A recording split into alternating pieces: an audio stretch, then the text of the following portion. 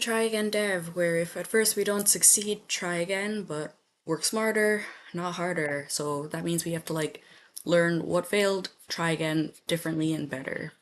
Yeah, so as usual, we solve problems here, see how long it takes to compile things.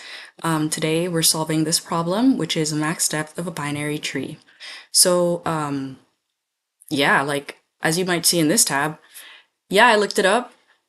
People don't just wake up knowing how to do this stuff. We have to learn somewhere. So if you're new to the process, learning how to solve problems better yourself, like, yeah, I'm just here going to be doing some problems in the background, and today's is the maximum depth of a binary tree. So given the root of a binary tree, return its depth. The depth of a binary tree, is defined as the number of nodes along the longest path from the root node to the farthest leaf node. So like here we have some nulls and like level 1, level 2, level 3. So recommended time and space complexity is O of n, with n being the number of nodes in the tree. So per the research, which thank you Geeks for Geeks, the two like methods are the iterative method, where we'll use a queue and then kind of put in, or not even kind of, but put in a counter at the end of each like level that we traverse. And traverse just means like stepping through a tree and going and visiting each node. And the other method is like a recursive approach, which for me, the first one that I had like conceptualized or thought of was the iterative approach. So that's the one I'm going to implement. I just wanted to make sure that like I wasn't missing anything. But some of the key points that I'm going to try to implement are going to be a counter, so that each time we go down a depth level, we increment our counter until we find the max height. And the fact that we're going to be putting in the root node and then each node's children nodes to figure out just like where and how deep we get to go down into the tree. So yeah, this should be kind of similar to our previously solved tree videos, which I'm just gonna take a quick look here at like same tree just to double check with myself how we are getting the like value or the right node. Okay. This isn't exactly what I need, but sometimes we have to check some things and check things over and over again. Okay, so here we have like root.left, root.right. We have root. I guess if we need the value itself, it'd be root.value. And then I'm just wondering like how we put these things into like an array or something. But yeah, I don't know. Sorry. Let's see if I had a different submission here with the version that does that. Oh man, wow, yeah, 100% code by me, huh? That's really funny. Okay. Yeah, well, here's to trying something new. And yeah, we'll see what happens here.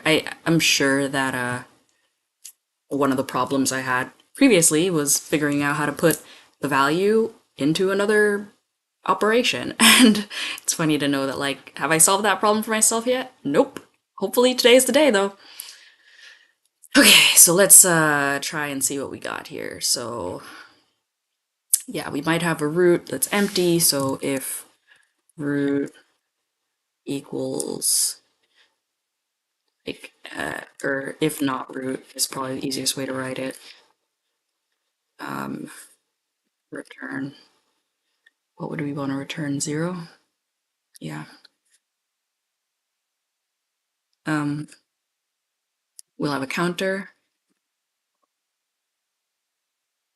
And then here we could return the counter if we don't have a root, or if the root is 0 value or something. And I just want to check that because usually that is one of our edge cases here. Great, so yep, empty root. We know that that is now working on the edge. So now let's get into it with our body, if we want to call it that, of the stuff. So let's have a queue, let unprocessed items equal this empty queue with the root in it. And then now we've already checked that our root has something in there. And then what we want to do is So if there's a root, we would want to put the root in there and increment the counter. Counter plus plus, because that means we have at least one level. So then, and then like if we wanted to have a recursive function, we couldn't have it start here because this function only takes in the root. And because it's like working with code in the back end for testing, we don't want to like adjust or touch that. So now we have a counter with 1 in there because there's one level that we've looked at so far. Okay, so now then we want to process items, right? So we can call this function like process items, and then we can take in this array unprocessed items, or like here we can call it array, and then we could take in the counter, right? And then later in the function here, we can like call this process items function with the array that we've set up called unprocessed items and counter. Yeah, just the reason why I had to delete that there, when you have a capitalized letter, it thinks JavaScript, the language, thinks you're using a language feature, like calling something a string or an array or something like that. So that's what happens there. So, and then like here, let's just say we wanted to like console log the counter, for example, just that we're doing something. Let's see what this is saying. Okay, so this is a function. Let's tell the program that. Great, now the program understands it's a function, and as we see, that little red line goes away. So let's see what we can do here. Here we're gonna have our array of items. That's gonna be the children nodes of whatever is in here. So we're gonna say let current item equal, and then we're gonna take out the first item and process it from the array. So we're gonna say we're gonna have the current item be array.shift, because all of the items in the array are gonna have to shift forward to take up the position of the previous item when we take it out. We're gonna put in the items that were in here into the array. So then we're gonna say, I'm thinking like maybe we should do while the array isn't empty for some reason, or anyway, I'll come back to that with the counting and everything. But we're looking at the current item. We're gonna say array dot push, and then current item dot left. We're gonna push in the left child. We're gonna push in the right child. It's GHT. And then once we push in all the children of all the items in the array, okay,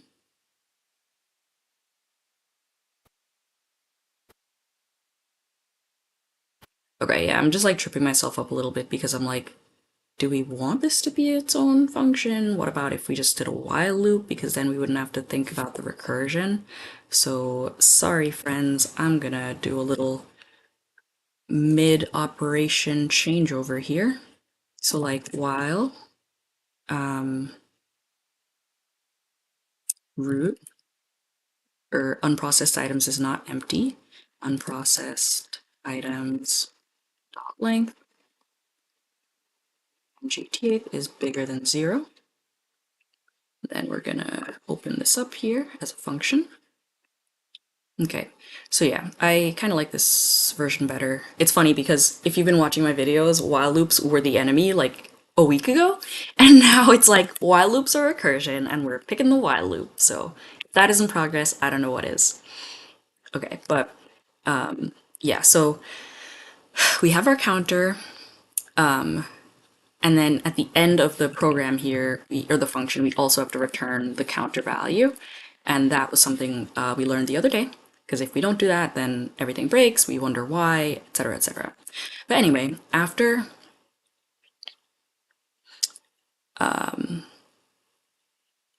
okay, let's see. So how do we make sure that we're counting the right, or we're returning the counter at the right place? Or like adding to the count at the right place. So what unprocessed items dot length, we'll shift out the current item, aka remove the one, or actually let me open Paint so we could visualize this better.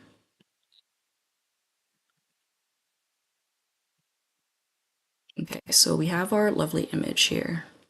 Excuse the pixelation. Then we have this item in our queue to process.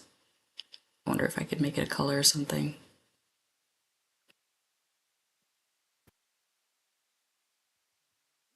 Excuse me. Sure. Like, that's good for now, I guess. Or maybe a brighter color, but then some people are colorblind. Let's use this gray box, sure. And then I wonder if I could make this filled. Nope. Okay, that's okay. Anyway. Yeah, so we start by processing this item when we put it in the array. Maybe something like this. Like instead of having that box covering the item for now, we could put the box here being like the array. And then we could say it like, oops, didn't work, no? Anyway, here's our array. Item 1 starts off in the array. What we do in our thing so far is we find its right child, put it in, or like here's our processing cube, PRC for process. So 1 comes out. Let me do this a little better. We have our 1 here. Here's our processing cube. 1 comes out. Based on 1 being processed, it puts in 2 and it puts in 3. When 1 is done being processed, it should put like a break or something. And that break would be telling us counter plus plus to increment the counter. And that's so that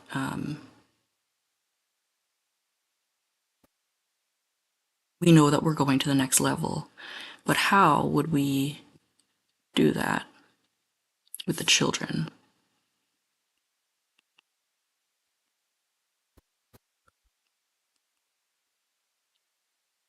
So when 1 goes in, or like a new value,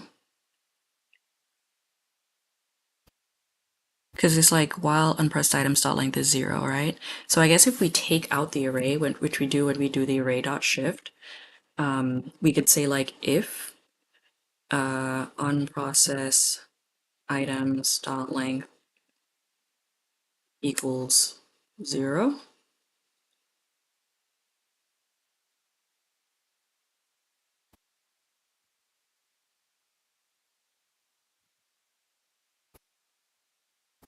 Wait, these brackets.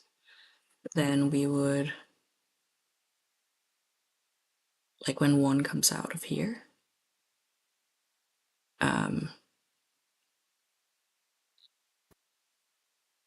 like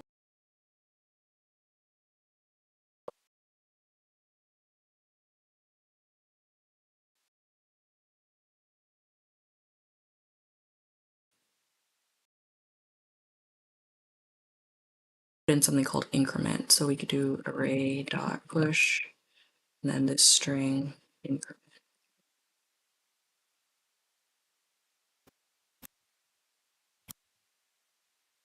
And then counter plus equals 1.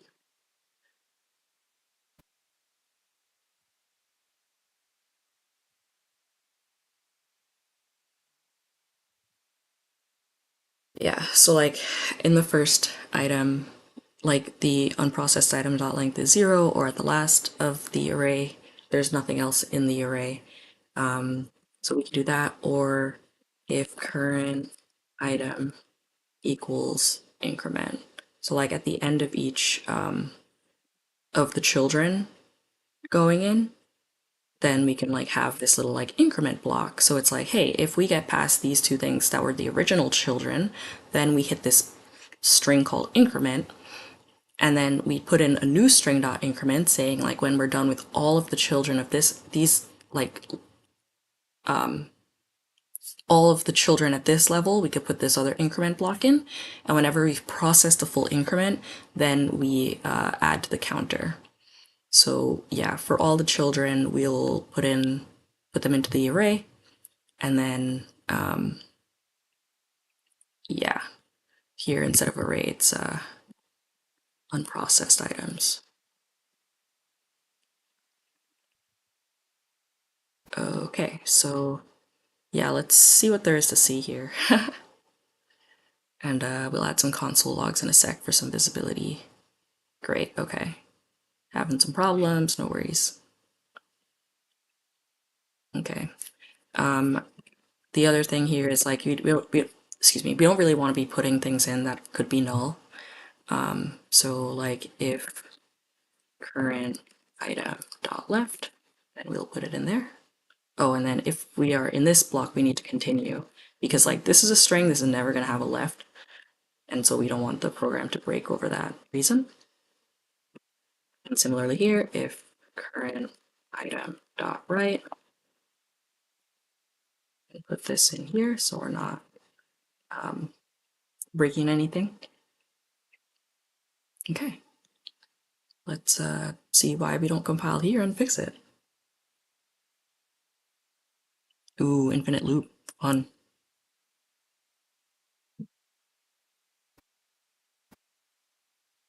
It's probably because we're pushing in this word increment here. So we're not actually escaping the loop. Because anytime this is empty, we just fill it.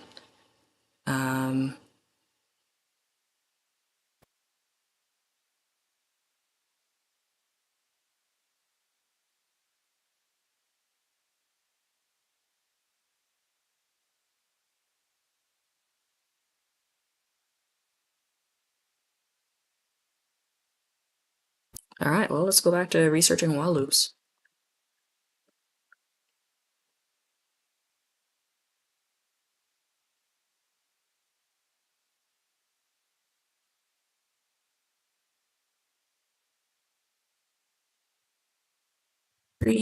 While loop JavaScript. You know, they say being a developer is about being able to research well. So this is just a show of that. We are looking for a level order traversal, aka a breadth first search.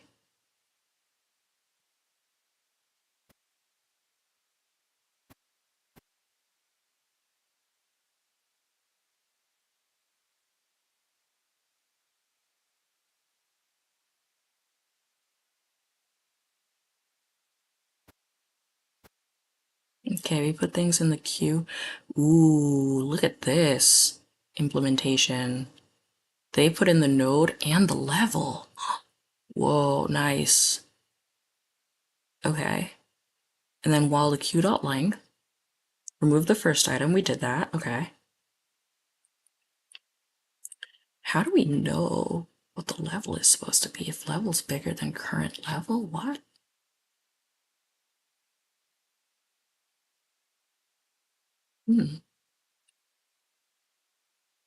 Current level equals level result dot push result current level dot push node dot data. Oh, okay, yeah, level equals level plus 1. Okay, so they are manually doing it. Cool. This was the original example I was looking at that kind of talked about how they were doing it. So I'm like, did they do the same thing? Like, how didn't I notice this? Yeah, okay, so they call the height what I'm calling the counter. And they also enqueued starting with the root. So what's different between this code and mine? Well, q.length isn't 0, great. Let level size equal q.length. Oh, interesting. So this is keeping count of how many things we have left in this level. And then, okay, so they're queuing and checking however many things we have in this level. Interesting. Okay, so it's a while loop with a for loop inside of it. Oh my gosh, that is so cool, and I would not have thought about it. Cool, okay. So instead of this if block here, pretty much we're going to be having a for loop inside this while loop. So we have our current item. Okay, wait, so first of all,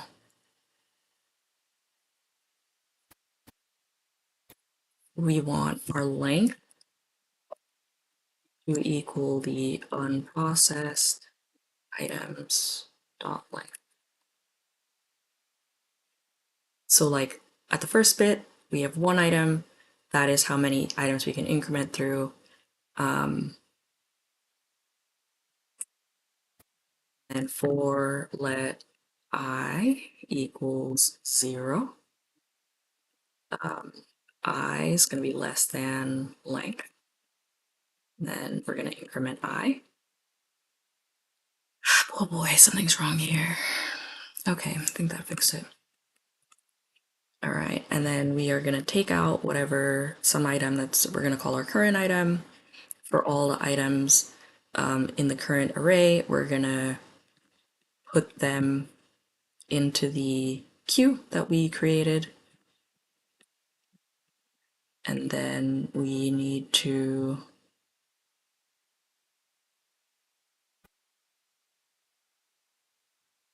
at the end of this situation, which is the for loop, increment the counter. Because like every time we get through putting all the, okay, so the for loop acts on each level of the array. So once we are done with a level of the level order traversal, then all the children of anything on that level will be in the unprocessed items queue. And like we can decrement the counter as we move down a level and check what's there. So that's my understanding of the code as it's currently written. I think that we'll need to not have this counter here, since we'll have this counter here, even on the first rotation. And let's see what there is to see now. Oh, hey, awesome. All right. Okay, so, I mean, pretty much what we learned today is definitely research is key. Thank you very much for Geeks for Geeks and also Sahinarslan.tech. This has been another episode of Try Again Dev, where we try again until we can get a solution that compiles and meets the expectations that we're looking for. So thanks for joining and have a great day. And if you're working on getting better at LeetCode or any other skill, take heart. It takes a while to learn things. Have a great day. Bye.